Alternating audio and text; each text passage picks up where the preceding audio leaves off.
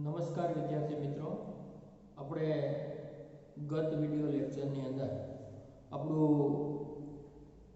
નવમું પ્રકરણ નિર્ભય બનો જેને આપણે સંપૂર્ણ રીતે એ પૂર્ણ કર્યું તેમજ એ પાઠને અંતે સ્વાધ્યાય અને જે પ્રશ્નો હતા એની પણ આપણે પ્રશ્નોત્તરી કરી અને તમને ये वीडियो लेक्चर ની સાથે સ્ટડી મટીરીયલ છે એ પણ મોકલી આપવામાં આવ્યું છે। તો વિદ્યાર્થી મિત્રો, તમે એ સ્વાધ્યાયના જે પ્રશ્નો છે તમે તમારી સ્વાધ્યાયની પાકી બુકની અંદર વ્યવસ્થિત રીતે સારા અક્ષરે લખી લીધું છે। હવે આજના વિડિયો લેક્ચરની અંદર આપણું આગળનું જે ચેપ્ટર છે પ્રકરણ નંબર 10 જેનું શીર્ષક આપણને આપવામાં આવ્યું છે ભારત ગૌરવ। તો મિત્રો, સાહિત્ય પ્રકારની દ્રષ્ટિએ આ કાવ્ય છે એક કવિતા છે, પણ તેમના જે સર્જક છે, તેમના જે કવિ છે એ मैथिली शरण गुप्त, जो हमारे भारत के एक राष्ट्र कवि के रूप में जाने जाते हैं।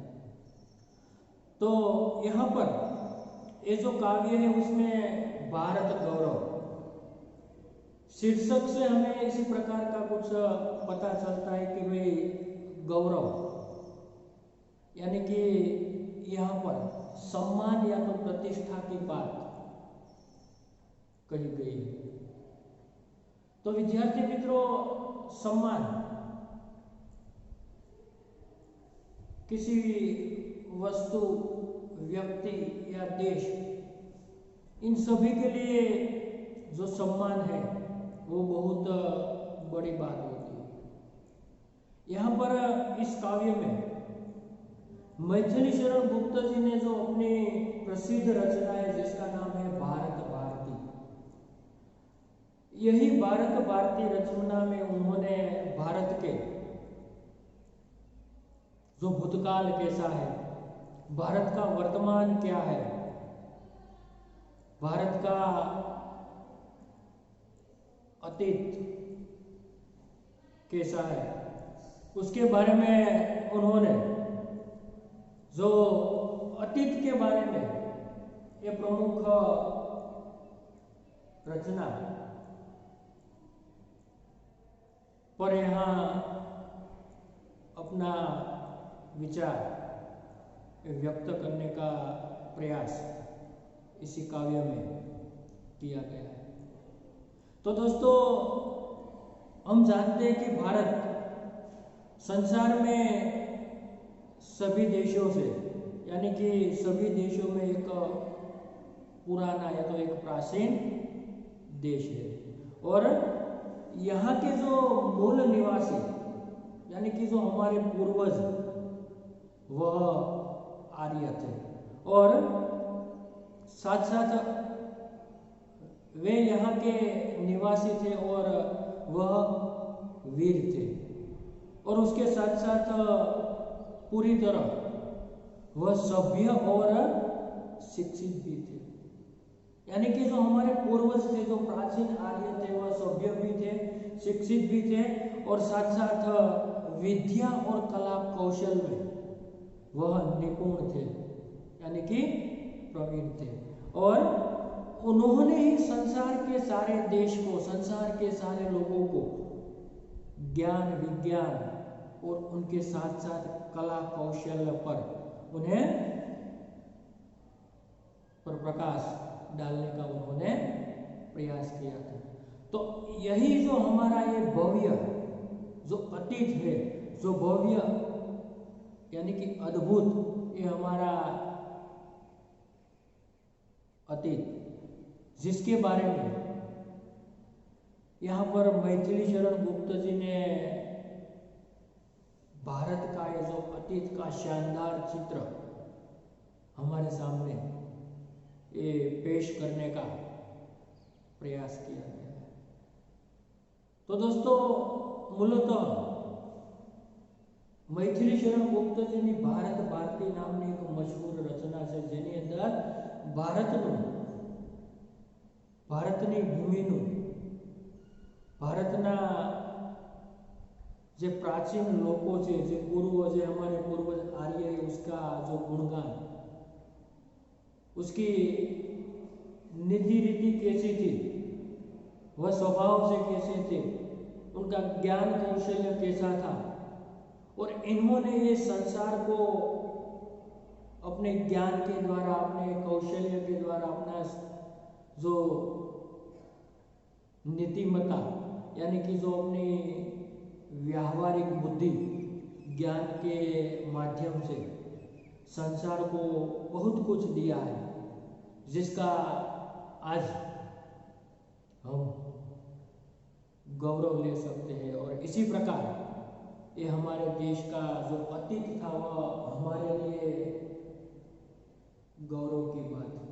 तो इसी प्रकार ये काव्य में जो भारत गौरव शीर्षक अंतर्गत हमें भारत के गौरव की गाथा हमारे स्वर्गस्थ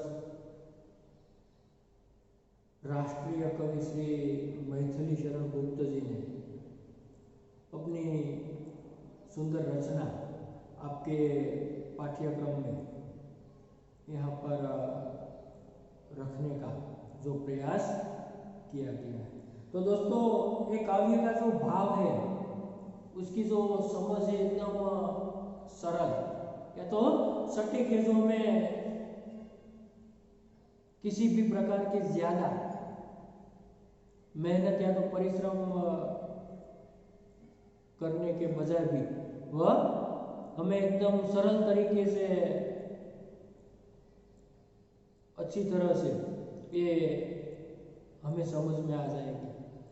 तो ये एक छोटा सा काव्य, उसका जो भावार्थ है, उसकी जो समझ है, उसे समझने से पहले हमें ये काव्य के जो सर्जक है मैथिली शरण गुप्त जी, उसका हमें परिचय अवश्य प्राप्त कर लेना चाहिए। तो दोस्तों, आप अपनी किताब साथ में रखकर एक काव्य कि जो मैं यहाँ पर समझूती आपको, यानी कि जो भावार्थ आपके सामने सरल तरीके से रखने का प्रयास करूंगा, उसे समझने का प्रयास कीजिएगा। तो सबसे पहले हम मैथिली शरण गुप्त जी का परिचय प्राप्त करते हैं कि वे भारत गौरव के रचयिता के रूप में मैथिली शरण गुप्त जी का जन्म सन 1886, निधन सन 1964। मैथिली शरण गुप्त जी का जन्म झांसी जिले के चीर गांव में हुआ था। अर्थात मैथिली शरण गुप्त जी નો જન્મ છે એ ઝાંસી જિલ્લાના ચીરગાંવ નામના ગામની અંદર થયો હતો।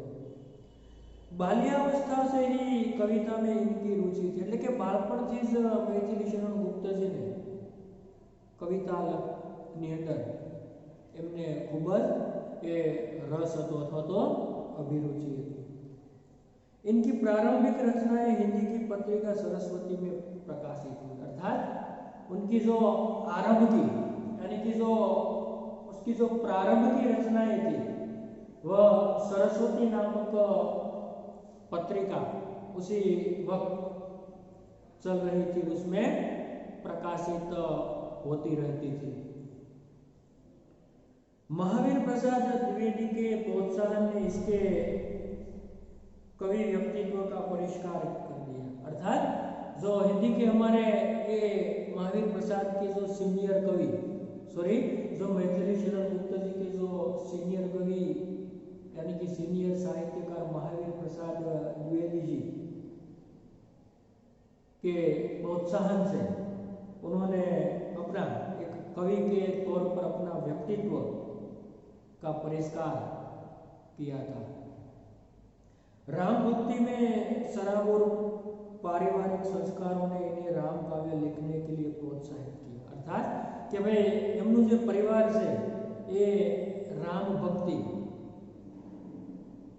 साथे ए जोड़ाયેલું હતું, એટલે એમની એ રામ ભક્તિથી સાથે એમના પરિવારની અંદર રામ ભક્તિ વિશેના આધ્યાત્મિક મૈથિલી શરણ ગુપ્તજીને એમને સંસ્કારો મળેલા હતા, એટલે આગળ જતા એમણે રામ ભક્તિના અથવા તો એ રામ કાવ્ય લખવા માટે गुप्तजी ने प्रोत्साहित किया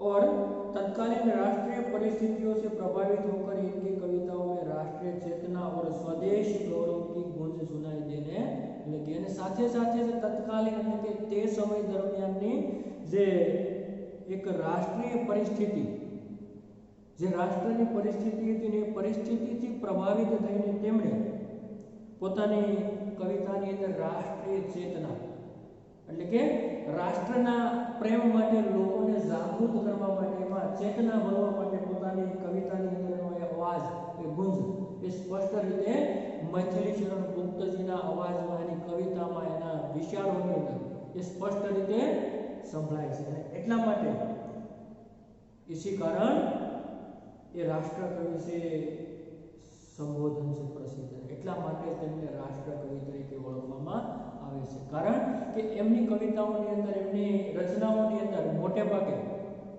રાષ્ટ્રીય ચેતના, રાષ્ટ્રીય ગૌરવ, રાષ્ટ્રીય સન્માન નો સુર હંમેશાને માટે વ્યક્ત થાય છે। એટલા માટે એમને એક રાષ્ટ્રકવિ તરીકે સંબોધવામાં આવે છે અથવા તેમને ઓળખવામાં આવે છે। भारत भारती, साकेत, पंचवटी, यशोधरा, विष्णुप्रिया आदि इनकी प्रमुख रचनाएं। तो दोस्तों जो मैथिली शरण गुप्ता जी की जो मुख्य जो प्रमुख रचना जिसका नाम यहाँ पर दिया गया है तो भारत भारती, जिसमें से हमारा काव्य लिया गया है। उसके बाद साकेत जो पूरी की पूरी रचना में रामायण का एक प्रसंग उर्मिला को लेकर उसी खंड काव्य की रचना गुप्त जी ने की है। उसके बाद पंचवटी, वो भी एक रामायण के आधार पर लिखित इसकी एक महान रचना है। यशोधरा, विष्णुप्रिया आदि इनकी प्रमुख रचना है। आ बधी एमनी मुख्य मुख्य साहित्यना पुस्तकों से अथवा तो रचनाओं से। हिंदी साहित्य एवं शिक्षा के क्षेत्र में अनुपम योगदान के कारण इन्हें 1954 में पद्म भूषण की उपाधि से अलंकृत किया गया। એટલે કે હિન્દી સાહિત્ય અને શિક્ષણની અંદર એમનું અનુપમ યોગદાન રહ્યું છે અને એટલા માટે એમને ઈસવીસન 1954 ની અંદર એ પદ્મ ભૂષણ जो किसी एक क्षेत्र में विशिष्ट सेवा के लिए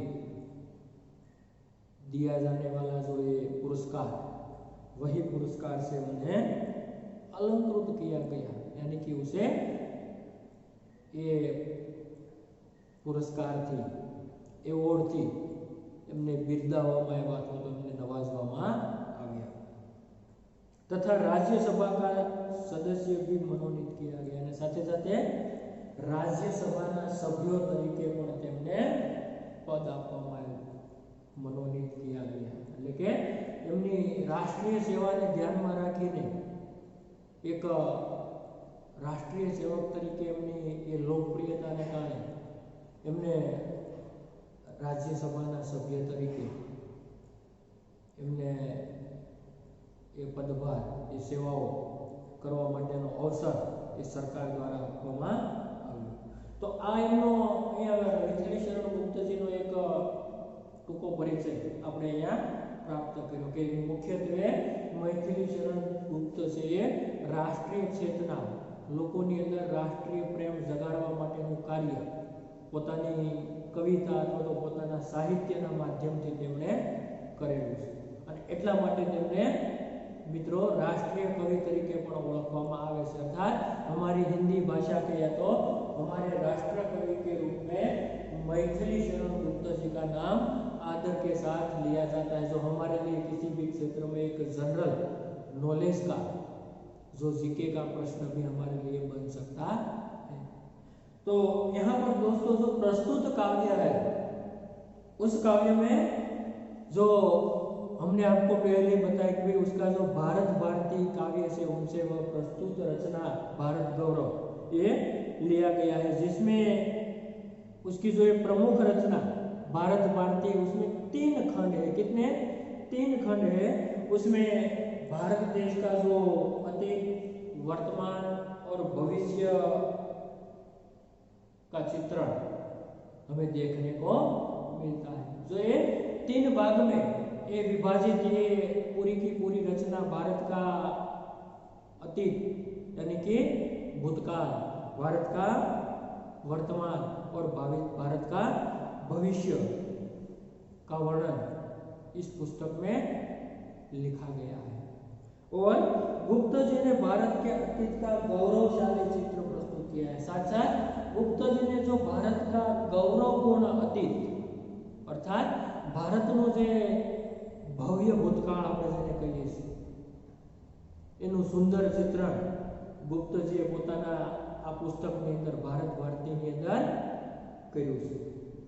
और इन्हीं विशेषताओं के आधार पर उसे विश्व के सिरमौर पद पर प्रतिष्ठापित किया है।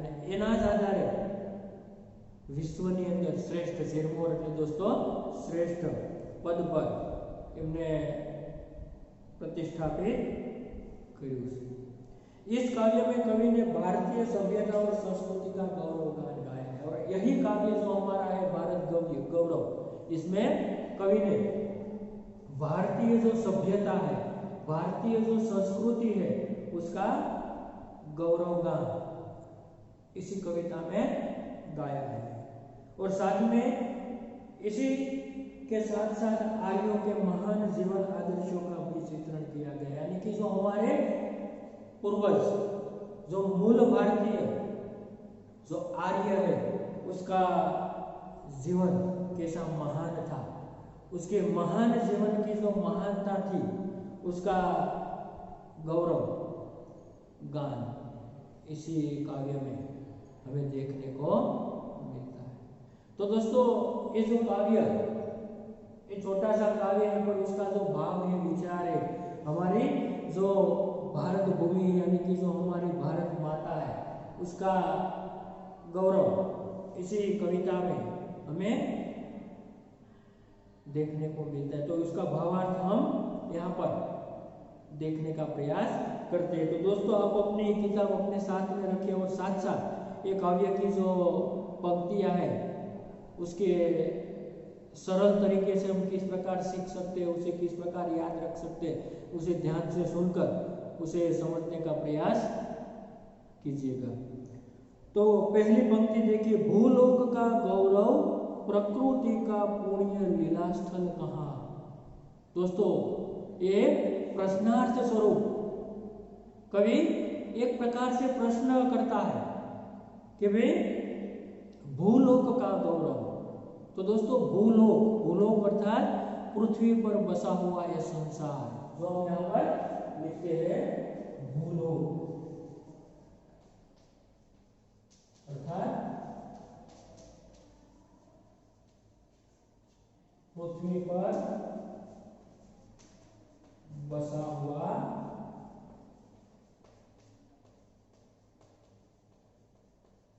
संसार એટલે કે આપણી આખી પૃથ્વી છે, પૃથ્વી ઉપર રહેનારા વિશ્વના દુનિયાના તમામ લોકો, એટલે कि भाई भूलोक का गौरव प्रकृति का पुण्य लीलास्थल का, अर्थात कि भाई कवि प्रश्न करता है कि वह स्थान कहाँ है जिस स्थान पर संसार को गर्व है, और वह प्रकृति की क्रीड़ा भूमि यानी कि वह प्रकृति की पवित्र क्रीड़ा भूमि कहाँ है, यानी कि भूलोक का गौरव प्रकृति का पुण्य लीलास्थल का।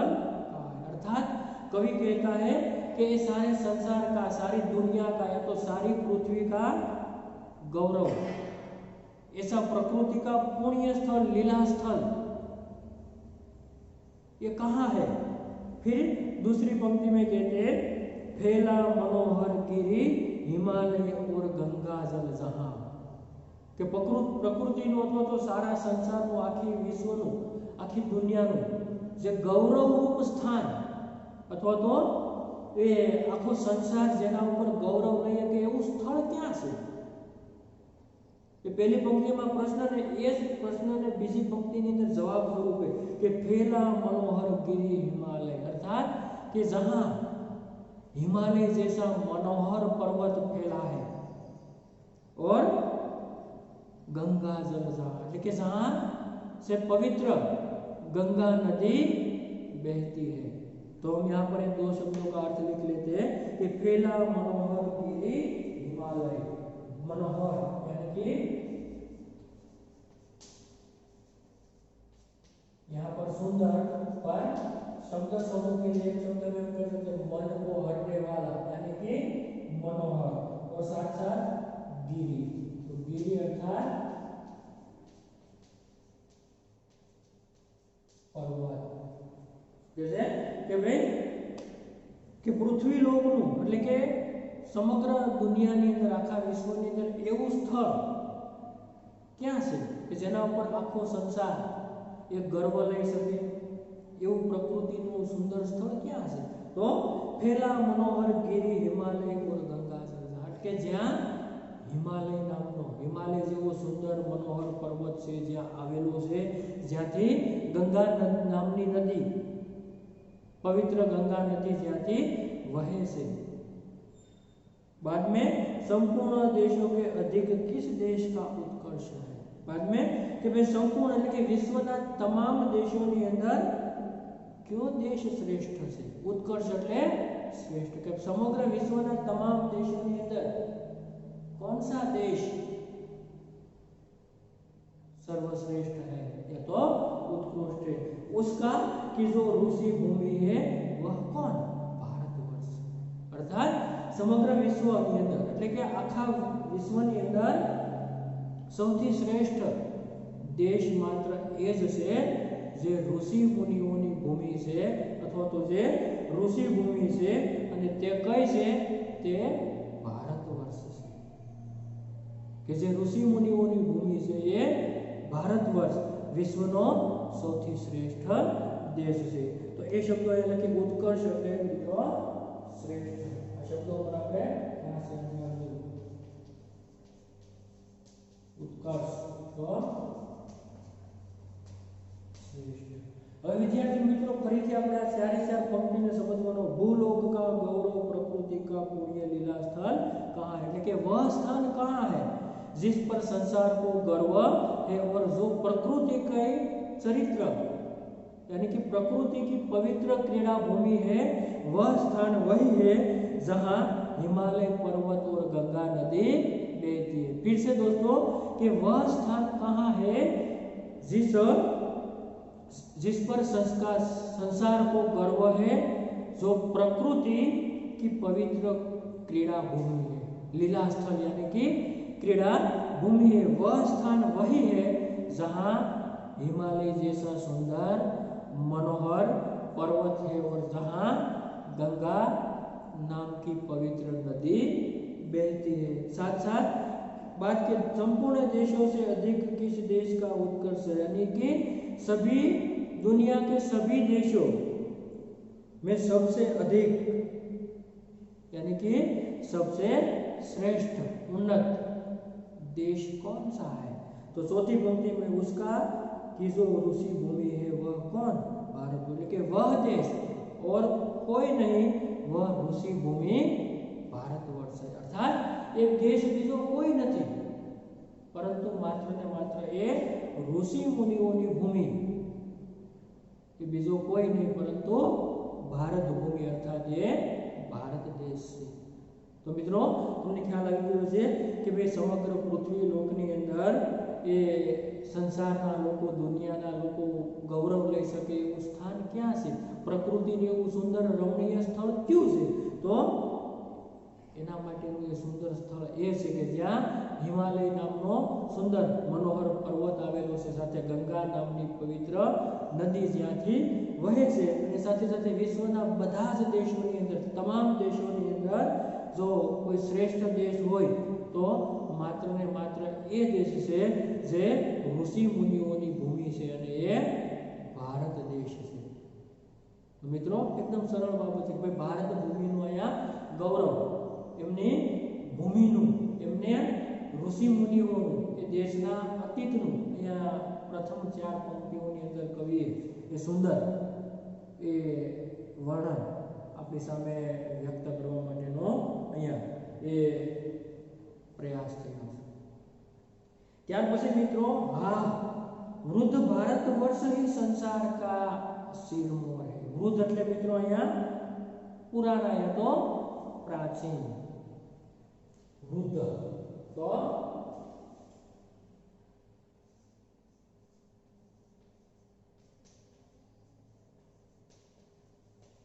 पुराना या तो प्राचीन, और दूसरा शब्द है सिरमौर,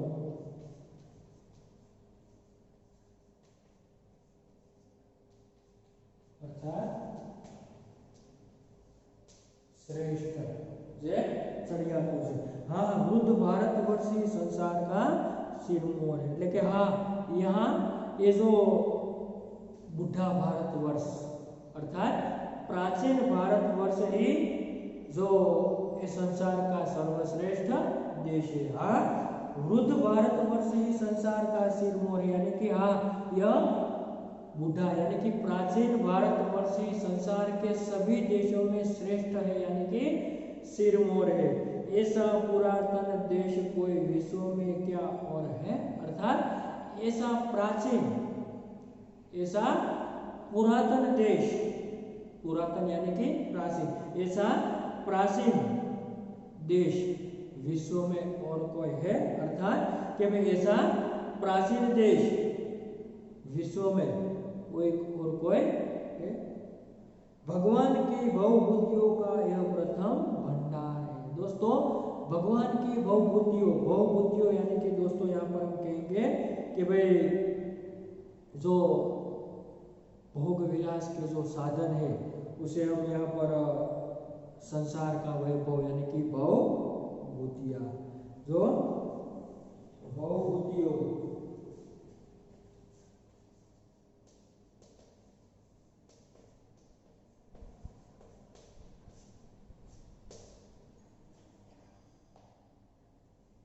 संसार का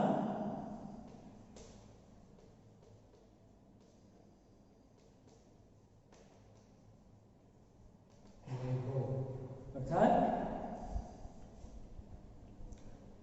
कि भगवान की भवभूतियों का यह प्रथम भंडार है। भंडार એટલે ખજાના મિત્રો કે ભાઈ ભગવાને જે વૈભવ અથવા તો જે સંસારનો જે કાંઈ सुख सुविधा माटेनो ये वैभव भवभूतियों का जो ये खजाना जो हमारी भूमि में सर्वप्रथम हमारे पूर्वजों ने, हमारे अतीत ने ये किसी भी प्रकार के हीरा रत्न यानी कि जो सोना चांदी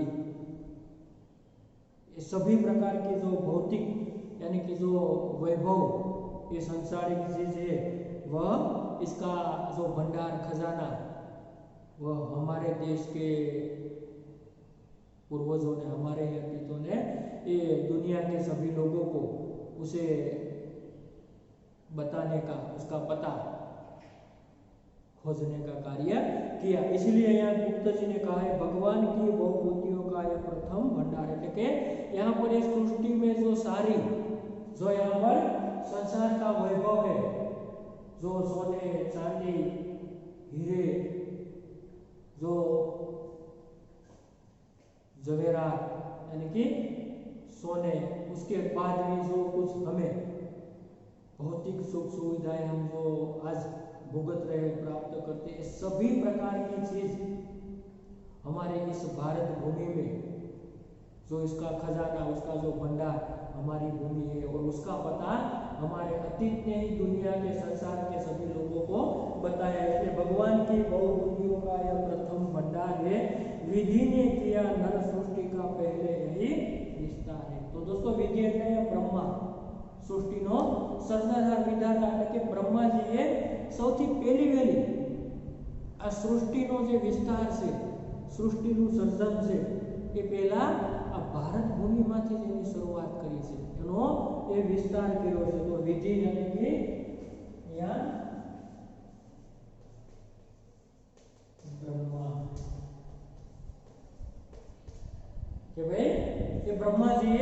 અહીંયા એ સૃષ્ટિની શરૂઆત છે ભારત ભૂમિની એટલે કે ભારતની પવિત્ર ભૂમિથી કરી છે. તો હવે ફરી પાછા મિત્રો આપણે ચારેય પંક્તિને એક સાથે સમજીએ, ધ્યાનથી समझियो कि हाँ वृद्ध भारतवर्ष ही संसार का सिरमौर है, ऐसा पुरातन देश कोई विश्व में क्या और है. तो हम कह सकते हैं हाँ यह बूढ़ा यानी कि प्राचीन भारतवर्ष ही संसार का सर्वश्रेष्ठ देश है. प्राचीन देशों में इनके मुकाबले का दूसरा कोई देश नहीं है. दूसरी पंक्ति कि ऐसा पुरातन देश कोई विश्व में क्या और है, यानी कि भाई प्राचीन देशों में इसके मुकाबले कि भाई जूना प्राचीन देशों ने एनो मुकाबलो उसके मुकाबले और कोई देश नहीं है, और यानी कि और कोई दूसरा देश नहीं है. कि भगवान की बहुबुद्धियों का एक प्रथम भंडार, यानी कि भगवान ने संसार में जो वैभव के जो स्थान सबसे पहले बनाए, मतलब कि भाई जो वैभव के जो सबसे पहले स्थान जो भगवान ने बनाए उनका जो प्रथम संग्रह, जो प्रथम भंडार यानी कि प्रथम खजाना इस देश में हुआ, और ब्रह्मा ने मानव सृष्टि का विस्तार भी यहीं से आरंभ किया. तो दोस्तों कि भाई आखा विश्वની અંદર જે કાંઈ ભૌતિક સુખ સુવિધાઓની વસ્તુઓ છે, મેં તમને જેમ અગાઉ કીધું એમ કે સોને ચાંદી हीरा जवेरात सभी प्रकार की भौतिक सुख सुविधाएं ये हमारी ये प्राचीन जो भारत माता की भूमि है उन्हीं भूमि में इसका जो संग्रह भंडार यहाँ से ही मिला है.